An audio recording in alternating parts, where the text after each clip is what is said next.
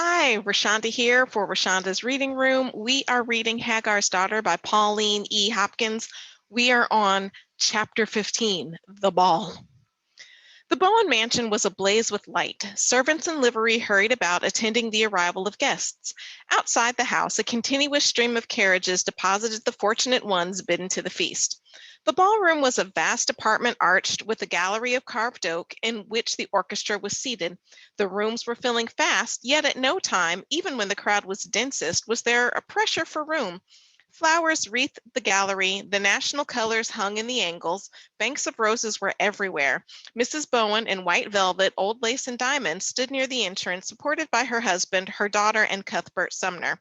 The house party was enforced by several gentlemen of political importance and their wives. In glass of satin and shimmer of pearls. Those are lines from a poem or something. In glass of satin and shimmer of pearls. Jewel Bowen stood, a flush on her cheeks, her hair falling in waving masses, pearls clasping her white throat and arms, her large gray eyes like wells of light. An only child, an heiress of many millions, she would have been the bright star of fortune to the gilded youth of Washington, had not Cuthbert Sumner stood first in the field, albeit a man might be pardoned for losing his head had she possessed only her youth and beauty. So she is young and beautiful, which is enough to turn most men's heads, and she was the heiress of many millions. A band hidden away in the great mansion discoursed Rossini's dreamy music in a concert during the arrival of guests. Fashionable Washington greeted its world and congratulated itself on being there, discussed the host and hostess, admired the arrangements for dancing, just as the dear 500 always have done and always will do. It was evident that the Bowen Ball was to be the hit of the season. The senator was voted charmingly original, and his wife attracted as much comment and attention as the debutantes who graced the occasion. I hear that we are to have a new beauty introduced tonight, a girl who is fairly startling, remarked one man to another. The rumor was started by Mrs. Bowen, saying to a number of dancing men with a roguish smile, "Don't fill up all your dances, for there is another beauty coming. Nobody you know either, a stranger in the city." "We have heard something of her charms through West, I think, Madam Bowen. You mean Miss Madison. West is fairly a dribbling idiot over her at present. I'm worried over the poor chappie." "Tiresome man, why couldn't he allow me the pleasure of trapping society? Have either of you met her? So, right, no dialogue tags. So Mrs. Bowen is the one who says, "Don't fill up your dances. There's another beauty. Nobody knows her. She's a stranger in the city." And then people we don't know respond, "We have heard something of her charms through West, I think, Madam Bowen. You mean Miss Madison. West is fairly a dribbling idiot over her at present. I'm worried over the poor chappie." And then it's Mrs. Bowen again.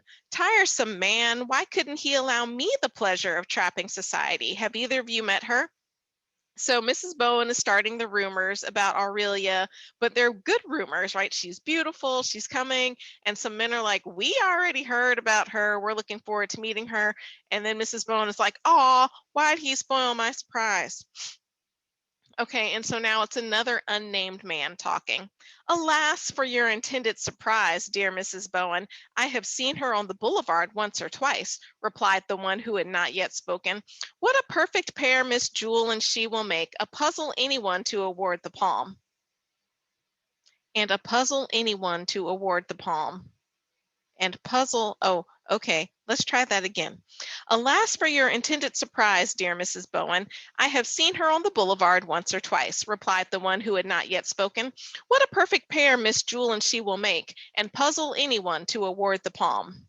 I still don't know what that means. Puzzle anyone to award the palm. Oh, okay. So Jewel and Aurelia, we've already heard, are quite a pair. Jewel, the fair beauty, Aurelia, the tropical flower. And so what this unnamed speaker is saying, they are a perfect pair and puzzle anyone to award the palm. So the palm may be like a palm branch, like in the Bible when they were saying, Hosanna, Hosanna, as Jesus entered Jerusalem. Maybe they're talking about like a crown of laurels or something, but something that, some prize for who would be the most beautiful. And clearly in this time, the prize is marriage. Okay, I think I've got it together. All right, so some unnamed man is talking again. Mrs. Bowen is certainly a charming hostess, remarked one to the other as they walked away, displaced by fresh relays of guests. She is really a beautiful woman, but too cold to please me, was the reply.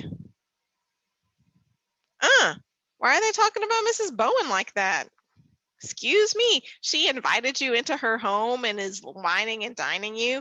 She's beautiful, but too cold to please me. Is she even trying to please you? Does she need to please you? Excuse me, who are you? You don't even have a name in this book. And there are a whole lot of people with names, but not you, sir. All right. Another unnamed man. She has a throat and shoulders of alabaster, a superb head, and a flower-like face. Here, here, wasting compliments on a passé elderly matron. It isn't like you, Rollins. Wow. Okay, so now she's passé and an elderly matron. I mean, she's a married woman and she's not a kid, but that doesn't mean compliments are wasted on her. That doesn't mean she's not beautiful. And I don't, right, like we have descriptions and they have described her as beautiful, but even if she doesn't have the beauty of youth, that doesn't mean she's not beautiful. What? Like my daughter and I are differently beautiful. I am well in my 40s and she is a teenager. We are both beautiful. I'm not going to hear anything to the contrary about that, but we are very differently beautiful, but both beautiful. At least we got a name for one of the people, Rollins, who apparently doesn't waste compliments on a passé elderly matron. All right, a pretty woman is never passé. I do agree with that. I also think a woman is never passé, but anyway, a pretty woman is never passé. You fellows who are new in society have something to learn, let me tell you. Ooh, okay, so maybe Rollins is like a lover of Mrs. Robinson's. Right? Maybe Rollins is into cougars and all of that. And I don't think we should really call women cougars, but it was what's in my head and what came out. But different people like different things. So he appreciates the beauty and I'm sure the wisdom and charms of a woman who is beyond her youth. All right. Another unnamed man. Granted, but we don't waste ammunition on elderly females who have had their day. Wow, ammunition. I guess courting is going to war. Has a woman once a beauty ever had her day? I like that question. What a queer fellow you are tonight, making flowery speeches about old folks. There is no denying the truth of what I said, though. It is human nature. With a woman, it is her good looks. With a man, his strength, which at no age will he ever admit to be material lessened any more than a woman will allow her good looks quite gone into the past, or if they do admit a decay of their charms or strength, there is still a feeling of pride in what they were once. Here endeth the first lesson, laughed his companion as they separated to find partners for the opening number. Other men, older than the two recorded, remarked the nobleness and charm of the hostess.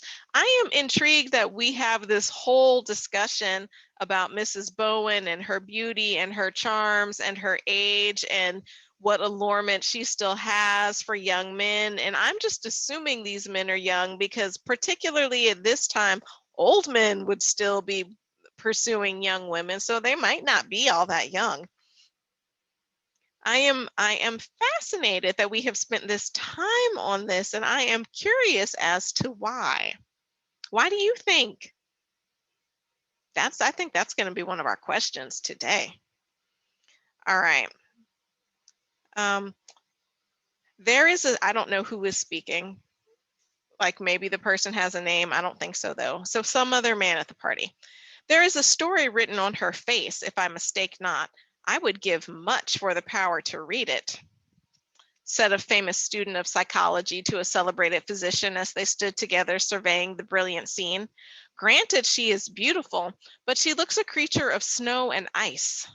The daughter is more to my liking. That's intriguing. She looks a creature of snow and ice. The daughter is more to my liking. And okay, like a married woman really shouldn't be to your liking. I'm not saying you can't appreciate all of her beauties and charms, but I don't know, they seem like they're on the hunt, and we have been using terms like ammunition. Granted, she is beautiful, but she looks a creature of snow and ice. The daughter is more to my liking. Yes, but you must confess that they are alike. That's really interesting too, because as far as we know, they are not blood related. Jewel is Senator Bowen's daughter by somebody who isn't the current Mrs. Bowen. So that's interesting. Alike yet unalike. In the daughter, there is fire and life and a little diablerie, if I mistake not. Diablerie. I'll assume that means like devilishness, devilment, deviltry. A little mischievousness. Ah, but the beautiful Mrs. Bowen is only stepmother to the lovely Jewel. Is it possible? I should have thought them of one blood. Who was Madam before her marriage? So they're thinking the same thing I'm thinking. Well, probably not all the same things I'm thinking, but I have questions. All right. Who was Madam before their marriage? No one knows, was the reply, accompanied by a suggestive shrug of the shoulders. We do not inquire too closely into one's antecedents in Washington, you know. Be beautiful and rich, and you will be happy here. Let's read that again. Who was Madam before her marriage? No one knows, was the reply, accompanied by a suggestive shrug of the shoulders. We do not inquire too closely into one's antecedents in Washington, you know. Be beautiful and rich, and you will be happy here. We don't care exactly what your background is if you're beautiful and rich, although I don't believe that entirely, but they are operating under a very serious don't ask, don't tell policy here. That's interesting. I mean, and should it matter what your background is? No, but at this time it absolutely mattered. I mean, and it matters now, not to the same extent and not in the same ways. But this is getting curiouser and curiouser. Meantime, the room was filling fast. Directly the butler announced, General Benson. Senator Bowen moved forward a pace and shook him warmly by the hand and then presented him to his wife and daughter. A puzzled look swept over his face as he bent for an instant above Mrs. Bowen's hand. Then he stole a furtive glance at her white, impassive countenance, started slightly, looked again with a quick, indrawn breath. There was now a questioning look in her eyes of seeming surprise at the evident interest, a quick contraction of the straight brows. The next second the dark eyes drooped, but he felt conscious that under those long lashes they still watched him. It passed in a second of time. There was no change in the beautiful cold face of the elegant woman of the world, save that one might have imagined that she grew whiter. Huh! One might have imagined that she grew whiter. Oh, I left off the rest of the sentence, if possible. Who is this beautiful yet cold Mrs. Bowen, who looks very, very white, but we're not asking too many questions. Who is she? Then he recovered himself and turned with easy self-complacency to Jewel. Am I too late for the first dance? He asked in his most courtly style. The first is gone, certainly, smiled Jewel. Well, never mind. The first waltz, then. So sorry, General, but it is promised, with an arch glance at Sumner, who was standing back of her. Oh, I see. You unprincipled fellow, to steal the march on the world of us who are in the darkness. We must all give first place to your claim, Sumner. Lucky boy, he said with a genial laugh. The fourth, then? I shan't get another chance, so I must secure my luck while I can. With pleasure. And the one right after supper, dare I ask? He's pushing his luck, asking for all the dances. Very well, she replied, again smiling at his persistency. The general took her card and inscribed his name against two members, and as the opening bars of the first dance sounded and her partner came to claim her, bowed and moved away. All right, so he put his name on two places on her dance card. I am intrigued as to what the conversation is going to be during the waltz and the dance after dinner. All right, there is a movement near the door, and Major Madison and Miss Madison were announced. There was a moment's hush as they entered the ballroom, and every man present mentally uttered an exclamation of surprise and admiration. For once, rumor had not lied. This woman was quite the loveliest thing they had ever seen, startling and somewhat bizarre, perhaps, but still marvelously, undeniably lovely. Her gown was a splendid creation of scarlet and gold. Oh, I bet that was nice. It was a magnificent and daring combination. Her hair was piled high and crowned with diamonds. A single row of the same precious stones encircled her slim white throat. She looked superbly, wondrously beautiful. Truly, this girl was an exquisite picture, but it bewildered one so that the eye rested on Jewel's slender white robed figure with pleasure and intense relief. Oh, wow. So they are like pure foils of each other. I don't remember what Jewel has on. Oh, man, I really don't remember. Is it white? I think her mom has on white. I'm trying to see. Like she has on pearls at her throat and arms.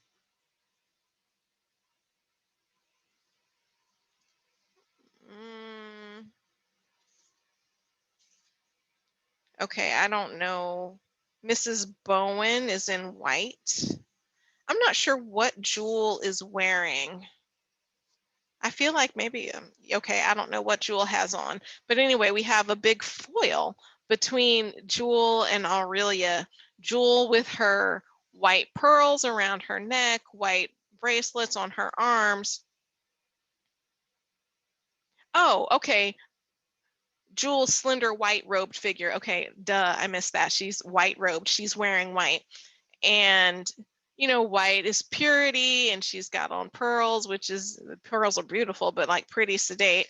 And in walks Aurelia wearing scarlet and gold, diamonds in her hair and diamonds around her throat. She was so much to look at that people turned to look at Jewel to feel relief. Wow. Sumner was talking with Mrs. Vanderpool, the wife of a New York millionaire, as the Madisons entered, and turned at her exclamation. What a lovely girl! Who is she, Mr. Sumner? She is the daughter of Major Madison, president of the Arrowhead Gold Mine, so much talked about at present. You admire that vivid style? Do introduce me, Mr. Sumner. I adore pretty girls. He was greeted by a flash from Aurelia's dark eyes and a brilliant smile as he came up to give the desired introduction. Already she was surrounded and her ball card besieged. Miss Madison, Mrs. Vanderpool. Both ladies bowed and immediately opened an animated conversation that ended in Aurelia's promising to grace Mrs. Vanderpool's German with her presence. To grace Mrs. Vanderpool's German with her presence. I'm just going to assume a German is some sort of house. Like I don't know. If you know what a German is, type it in the comments and help out the rest of us. Or maybe all of you know and I'm just the one who doesn't know. Then Sumner gave the elder lady his arm across the room to join Mrs. Bowen. He passed Aurelia again on his way to the card tables in an adjoining room. You are going to ask me to dance, Mr. Sumner, of course, she said to him as he paused an instant beside her chair. Her manner gave the bystanders the idea that they were old and intimate acquaintances. Her words and way jarred on Cuthbert. He took her card and after consulting her, scribbled his name down for the after-supper dance, bowed and passed on. Oh, okay. So after supper, Aurelia and Cuthbert Sumner are going to be dancing, and after Sumner, Jewel and what's his name? Benson. Benson? Is it Benson?